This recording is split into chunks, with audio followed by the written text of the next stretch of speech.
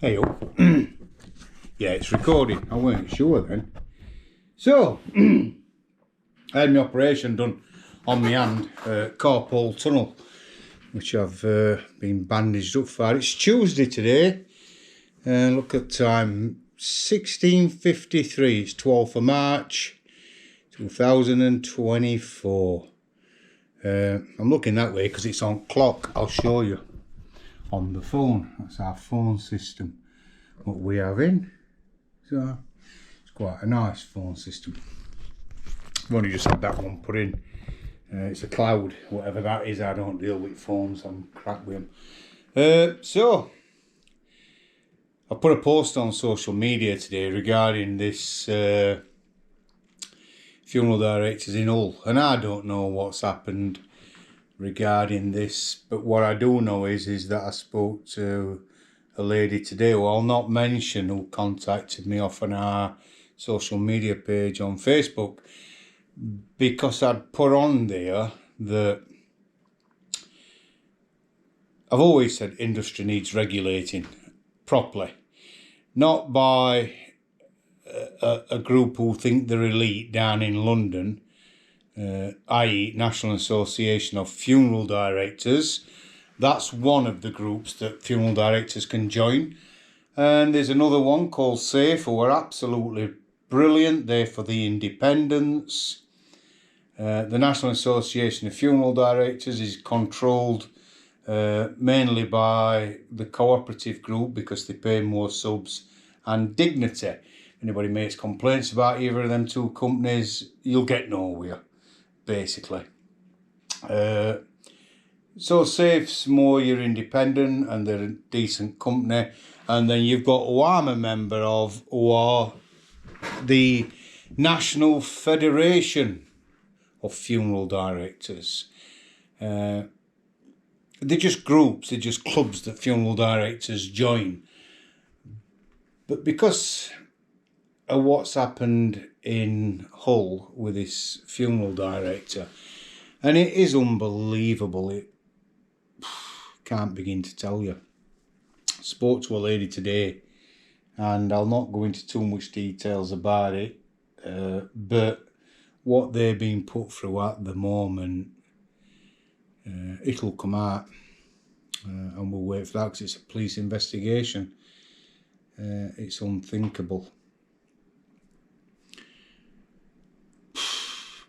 I put a post on social media saying that I believe that it's time now. NAFD have been going for 100 years. They basically, it's a subscription, so you pay to be in their club.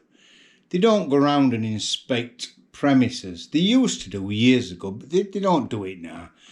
So it's just basically you pay to be in this membership. You say, oh, I'll abide by this code of practice. Whether you do or not, it's up to you.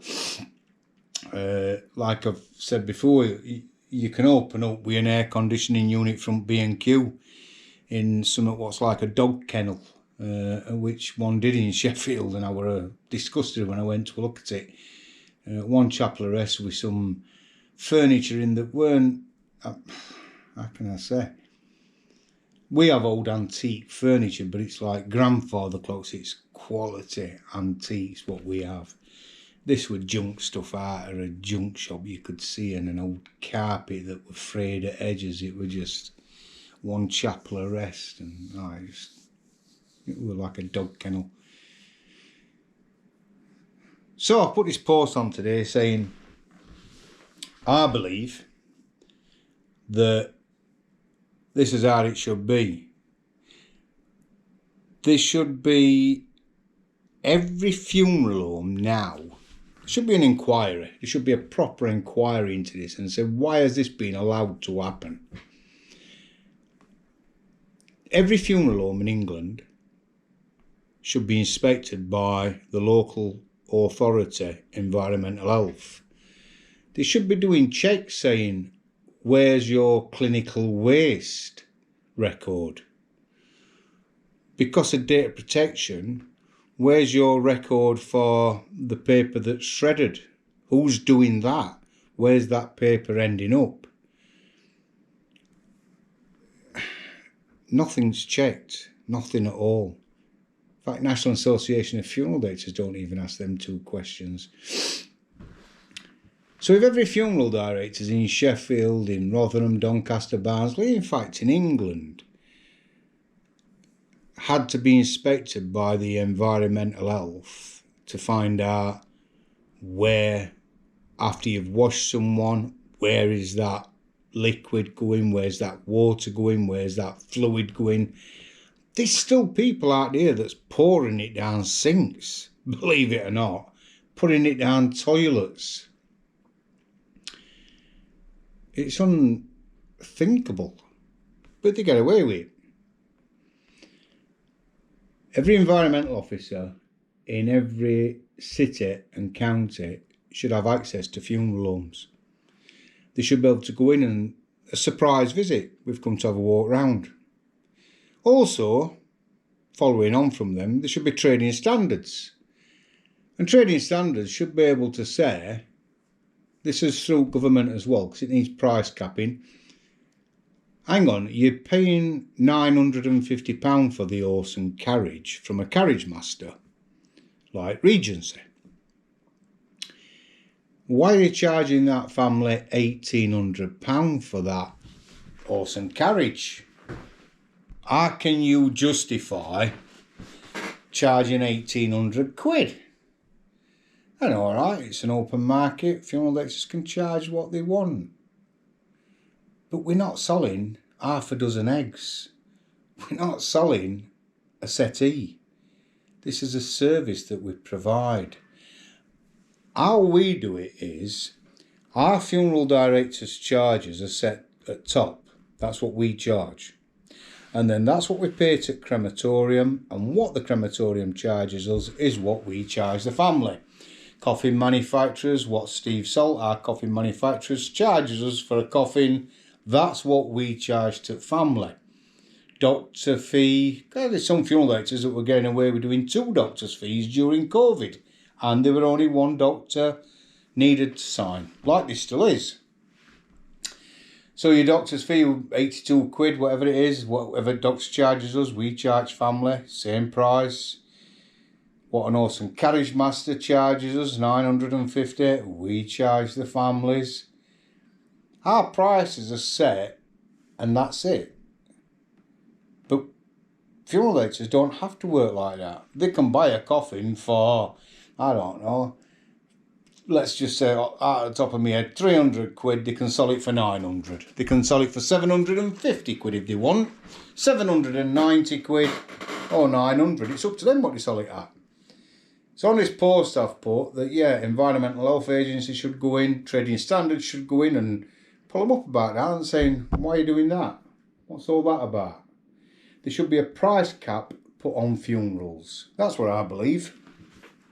I know I don't look like an undertaker with my t-shirt on and my arm bandaged up, and but I am an undertaker, believe me. Oh, by the way, I'm Michael Fogg. I'm an independent funeral director in Sheffield, and yeah, I don't like National Association of Funeral Directors. They won't allow me to be a member, not because of our premises, not because we've done anything ever wrong. Why don't the National Association of Funeral Directors, why have they says I can't join their club? Because we should really be in a club, and we wanted to be in one. We're in NFFD, we wanted to be in NAFD, just to shut people up from saying, oh, he's not in NAFD. You don't have to be, it's a club. But I thought, oh, we'll join it, shut them up. And then they're saying, well, you can't join because of your presence on social media. Well, what's wrong with my presence on social media? I'm followed just on Facebook. I keep pressing that because it keeps going off the screen so I can't see. We're followed on social media by 50,000 people. National Association of Funeral Directors is followed by 700. I put a post on and it just goes ballistic. They put a post on, they might get 3 likes on it. God knows, they just don't want me to be a member. But I don't think they should be involved in this new legislation that the government will have to bring in. They'll have got no choice after this, what's happened in Hull. This should be an open debate. It needs sorting out now. It's gone too far. So, trading standards should be allowed to go. I honestly believe then that there should be a body set up in every city, Rotherham, Doncaster, Barnsley, Chesterfield, of 5 people. And it can change because you can put your name down to go on next year's committee. And then 5 people, together with a local councillor from local council, mind you, they might have to go and wake local council up. Local councillor. He might not have to go, or she might not have to go. Our councillor around here, S13, Diane, she's lovely. She really works hard for community. But they don't all work hard for communities. Some of them just rig their expenses. Ours don't. She's amazing, Diane. But yeah, they should have to go. They should have to get off their horse and go around with this group of 5 people and visit funeral homes. And they shouldn't have to make an appointment. That's what NAFD used to do. They used to ring you and tell you, yeah, we're just doing a surprise visit on Sheffield because we're in Sheffield on Monday, Michael, and we'll be popping in to see you. All right. Oh yeah, that's a right surprise visit, isn't it? That's how NAFD work, because they were allowed to. Crazy, innit? Absolutely crazy. They don't even do that now. So once we've had this set-up group in every city, we can go around and check and have a look around funeral homes. Brilliant. Fantastic. Should be open access to them. They can go anywhere. They can look at fridge records, our people's looked after, where they washed and dried, where that water goes to, everything.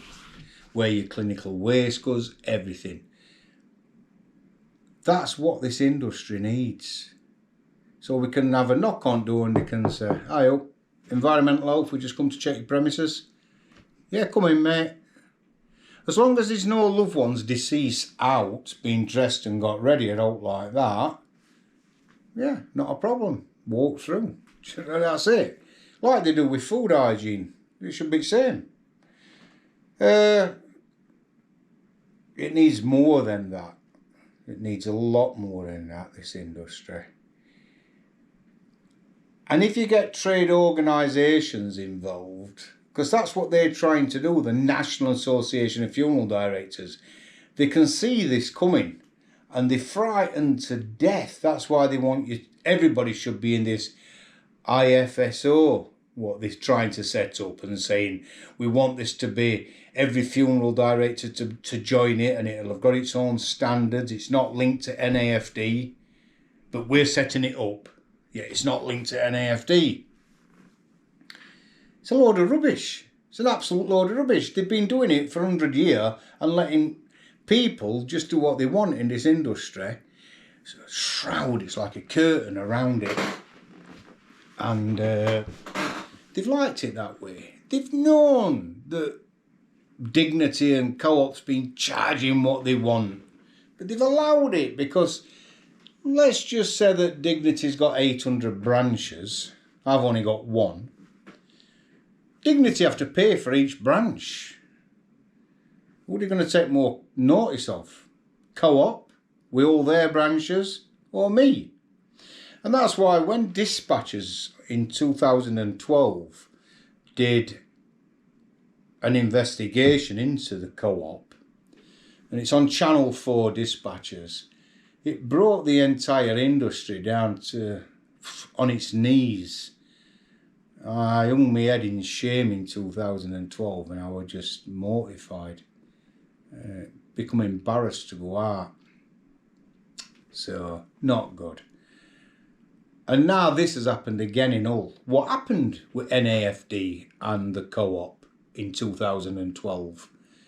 Nothing. They didn't do nothing. I kept ringing them up and saying, what action is going to be taken against them for this? It's not to do with you, Michael. Well, hang on, I'm a member of NAFD. Because I were from 2006 to 2018. I'm a member at NAFD, and if this were me, something would have happened. So why ain't something happening to Co-op and Dignity? Because they were on it at latter end. That's nothing to do with you. What we're doing. And then I were clearly told that if I carried on bringing this subject up, I'd be removed from NAFD.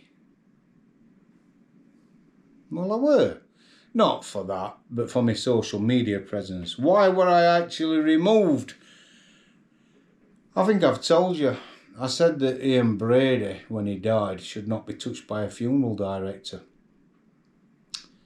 I said that it should be treated like contraband, and when police have finished with evidence, they put it back at a council truck, skip wagon, and take it to the local incinerator and burn it with all the rest of rubbish. NAFD were appalled. The Good Funeral Guide were appalled that I'd actually put this on social media.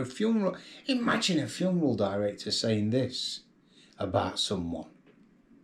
And when they rung me up to moan about it and have a go at me, I says, my exact words to the woman who I spoke to at NAFD, I says, you're a fucking child murderer, him and Maya Inley. We're talking about a child murderer who, to this day, his victims have never been found. And this woman from NAFD down in London, I forgot who I spoke to, she's not here now, but she says, that's nothing to do with you and he's paid for the crime. I says, he's not paid for crime, he's died.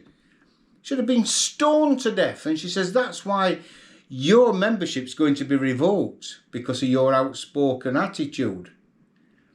The trouble with this country is if you're outspoken, people don't like it. It offends them. It honestly does. Have I moaned about government giving £100 million for protection to mosques throughout country for security? Have I moaned about that? No. Of course I'm not happy about it. Because they've not get Catholics out. I'm a Catholic. Hang on, our churches get broke into. We get windows smashed in churches, Catholics. So does Protestant lot. There's one down at, I gave £1,000 a few weeks since to St James's at Woodhouse because they'd had a window broken and smashed in it. It was going to cost £1,000 for this lead window. Chucked him a bag of sand at it. No, a bag of sand's £1,000 in Sheffield. Chucked him a bag of sand and says, here, get that £1,000, get that window put back in. Being a mosque, government's like, we'll give you £100 million or whatever it is to get them. Well, fine. That's what you want to do. But don't cut my services and don't cut everybody else's services. Put that £100 million into that. I ain't got a problem with them doing that. And there's some amazing Muslims around, some good Muslims. Some Muslims in Sheffield that go out and feed people. Yes, they're going out and handing soup out. This isn't just to other Muslims. This is to ordinary people. Not that they're not ordinary, they are ordinary. You've got to watch what you're saying, haven't you? Because some idiot on here will say, he's saying Muslims aren't ordinary. I'm not saying that. I'm saying if you're giving something to... I'm giving Easter eggs away, right, this Easter. But if I see 2 kids coming up the road, I'm not going to give one kid an Easter egg. I'm going to give them both an Easter egg. There's some kids at this youth centre next door to us. Old Jane Wilson has about 14 kids in on a Wednesday night usually. And I'll take each and every one of them kids, including Simon Barnett, who was one at Workers there, and Pat Molina, I'll take them an Easter egg round. 17 Easter eggs, right? Because it's unfair just to give fat Simon Barnett, I nearly said fat Simon Barnett then, and you can't say that, although if you see Simon, he is a big lad, about 28 stone, well it's more. He's about 32 stone, but he's a right nice kid. His body's got to be that big because his heart's so big, he'd give his last breath, old Simon. is lovely. Anyway, back to this. Don't get to one section of society without giving it to others. I'm not knocking Muslims at all. There's some amazing, lovely people about. By doing this, it puts a divide. It makes people get annoyed and they say, why are they giving Muslims £100,000 for security of mosques? Of course it does. Of course it makes people say that. Now this has all been all religious sectors throughout England £100,000 for security. Fine. Not a problem. Give everybody. I still won't be happy. Because they're giving it churches and mosques and synagogues and all this.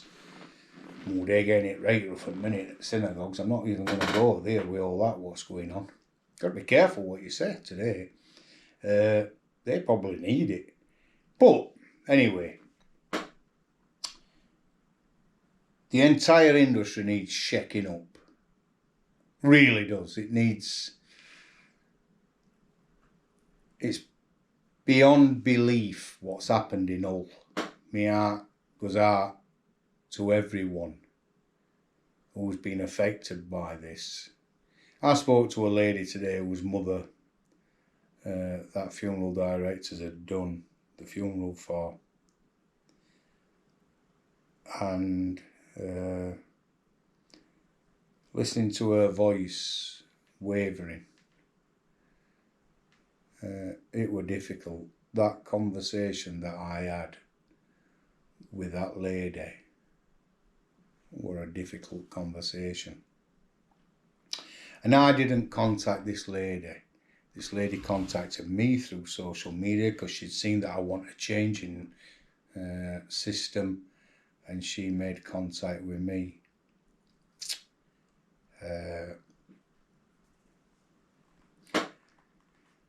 There should be a public inquiry. And you know them poor sods who work for post office? That's disgusting. This is same. Not same as that. I'm not saying it's same thing. But there should be a public inquiry about the post office. And then people should be Not concentrated. Compensated. Same thing, I think. You can tell I'm from Sheffield and I'm off a council estate, can't you? You wouldn't think I owned a funeral home, would you? Somebody needs to stand up and say, stop. Yeah, we do want the funeral industry to be changed. We want it to be regulated. We want it to be licensed. We want the government to set the standards, not the NAFD. We don't want them involved in this because they've milked the industry for far too much. You should see bowls that they have. They haven't got no bowls, none of them what's in it, but they have some amazing bowls, dinner and dances. You want to see pictures that they put on their Facebook, all dressed up and togged and all this, and they have massive big venues, dinners and dances and all sorts. All that money's coming out of contributions. All them contributions are coming off funeral directors.